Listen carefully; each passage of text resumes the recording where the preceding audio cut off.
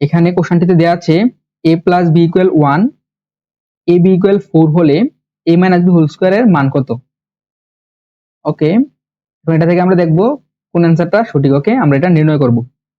আচ্ছা, এখানে দেখো a মাইনাস বি হোল স্কোয়ারের টোটাল দুটো সূত্র রয়েছে, তাই না? একটা হচ্ছে মেইন সূত্র এখানে, আরেকটা রয়েছে অনুসিদ্ধান্তের সূত্র। তাহলে এখানে আমরা অনুসিদ্ধান্তের সূত্রটা ইউজ করব।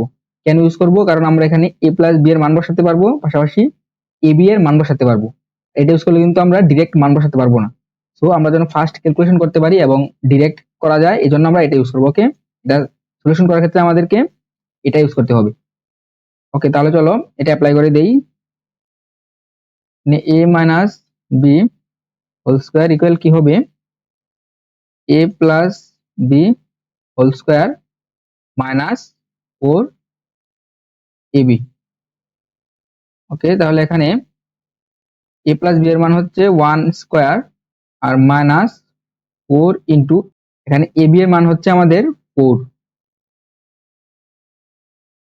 তাহলে 1 এর উপর স্কোয়ার করলে কত? 1 হয়, 1 মাইনাস 16 কত হবে? এটা মাইনাস 15 হবে, তাই না? সেটা হচ্ছে অ্যান্সার। দেখো মাইনাস 15 ক এর মধ্যে রয়েছে, তাহলে ক হচ্ছে এখানে সঠিক অ্যান্সার।